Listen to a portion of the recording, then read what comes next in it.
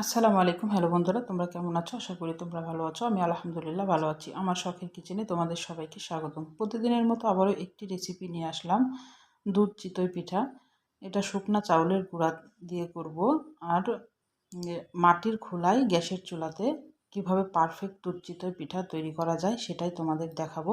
একদম প্রথম থেকে শেষ পর্যন্ত দেখবা। চলো শুরু করি। একদম পারফেক্ট হবে মাটির খোলায় গ্যাসের চুলাতে দুধ চিতই পিঠাটা তৈরি করে দেখাবো। আমি এখানে শুকনা চাউলের গুঁড়া নিয়েছি, মেশিনে ভাঙানো। নারকেল কুড়া দিয়ে দিলাম হাফ কাপ। স্বাদ মতো একটু লবণ দেব।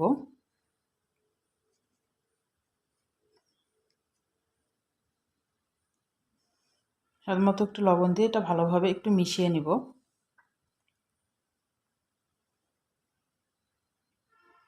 এটা ভালোভাবে মিশাতে হবে।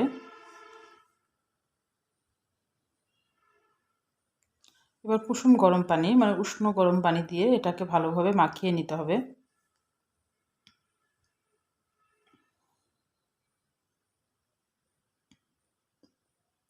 শুকনা চাউলের গুঁড়া দিয়ে যেও এত সুন্দর পিঠা তৈরি করা যায়, দুধ চিতই পিঠা, তা আবার মাটির খোলাতে গ্যাসের চুলায়। আমি তৈরি করছি, তোমরা দেখো কিভাবে তৈরি করছি। এটা ভালোভাবে মাখিয়ে নিতে হবে। অল্প অল্প করে পানি দিতে হবে, দিয়ে এটা মাখিয়ে নিতে হবে। পানিটা অবশ্যই কুসুম গরম পানি দিতে হবে।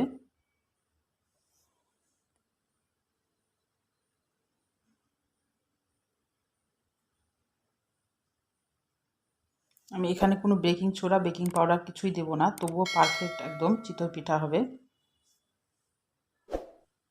এটা ভালোভাবে ফেটাইতে হবে। অল্প অল্প করে পানি দিতে হবে আর ভালোভাবে ফেটাইতে হবে। 10 মিনিট ধরে খালি ফেটিয়ে যেতে হবে। তাহলে এখানে বেকিং সোডা, বেকিং পাউডার কিছুই লাগবে না। ফেটানোর উপরেই নির্ভর করে যে চিতইটা ফুলকো হবে কিনা। আমি অল্প অল্প করে পানি দিচ্ছি আর এটা মাখিয়ে নিচ্ছি।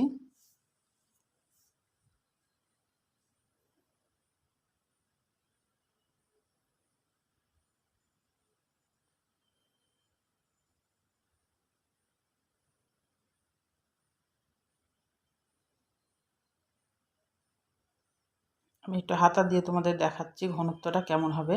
এই যে এরকম ঘনত্ব হবে। আমি এবার দুধে চলে গেলাম। দুধটা একটু জাল করে ধুয়ে দিতে হবে সাইডে। আমি নারকেল কুড়া দিলাম। এখানে ডিপ ফ্রিজে ছিল আমার নারকেলটা, তাই শক্ত হয়ে আছে। দুধের বলক আমি আগে থেকেই ফুটিয়ে কমিয়ে রেখেছিলাম দুধটা। খেজুরের গুড় দিয়ে দেবো আবার।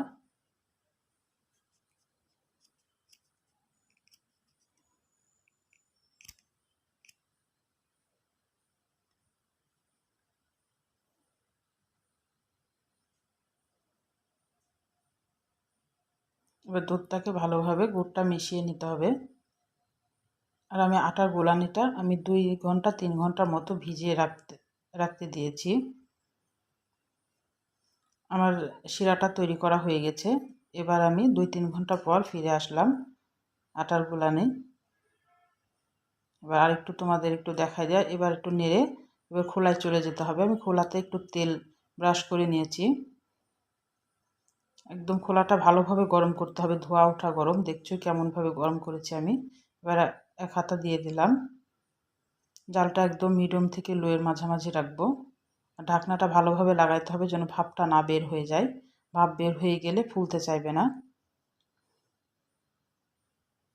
দেখো কত সুন্দর ফুলেছে। আমি এখানে কোনো বেকিং সোডা, বেকিং পাউডার কিছুই ব্যবহার করি না। আমি যেভাবে আটাটা মেখে 2-3 ঘন্টা রেস্টে রেখেছিলাম, তোমরা সেভাবে রাখবা। একদম চিতই পিঠা পারফেক্ট। রসে দেওয়ার সাথে সাথেই গলে যাবে, ভেঙে যাবে।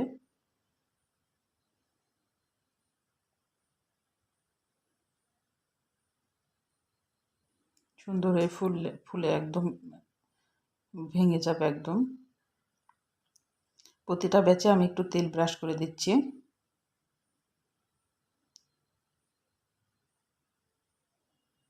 আমি আরেকটা তোমাদের দেখাই দিচ্ছি। মাটির খোলাতেও যে এত সুন্দর পিঠা তৈরি করা যায়, চিতই পিঠা।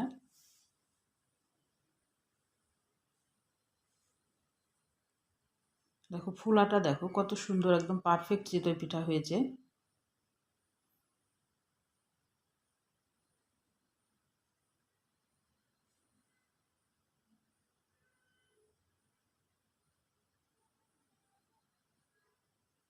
আমি একে একে সবগুলা তৈরি করে নিব।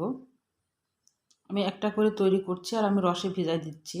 এটা তোমাদের দেখানো হচ্ছে না, আমি লাস্টে দেখাই দিচ্ছি কিভাবে আমি রসে ভিজাচ্ছি। আমি যে দুধটা জাল করে রেখেছিলাম সেটাতে ভিজিয়ে দিচ্ছি, একটা করে তুলছি আর ওটাতে ভিজিয়ে দিচ্ছি।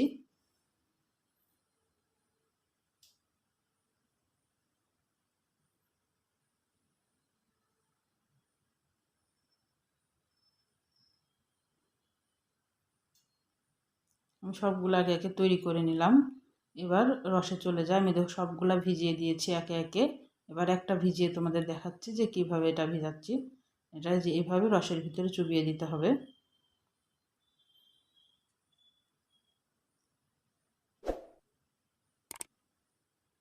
দিয়ে এবার ঢাকনা দিয়ে ঢেকে আমি 2 ঘন্টা পর তোমাদের দেখাবো। এটা বেশিক্ষণ সময়ও লাগে না, 2 ঘন্টার ভিতরে ভিজে একদম টুপটুপে হয়ে যায়। কয়েকটা খাওয়াও হয়ে গেছে 2 ঘন্টার ভেতরে। তোমাদের দেখাচ্ছি, দেখো ভিতরটা কত সুন্দর হয়েছে, একদম নরম তুলতুলে একদম। দেখেই বুঝতে পারছো কত সুন্দর ভিজেছে। তাহলে আমার রান্নাগুলো যদি তোমাদের ভালো লাগে আমার চ্যানেলটাকে সাবস্ক্রাইব করে দিও, একটা লাইক দিয়ে রান্নাটা দেখা শুরু করো, ছোট্ট একটা কমেন্ট করে জানাও আমার রান্নাগুলো কেমন লাগে। আর বেশি করে শেয়ার করে দিও বন্ধুদের মাঝে। তোমাদের ছোট্ট একটা কমেন্ট, একটা ছোট্ট লাইক আমাকে অনেক উৎসাহ করে। তাহলে আজকের মতো বিদায় নিচ্ছি। তোমরা সুস্থ থাকবা, ভালো থাকবা, পরিবারের খেয়াল রাখবা। আবার কোনো নতুন রেসিপির সাথে হাজির হব। আল্লাহ হাফেজ।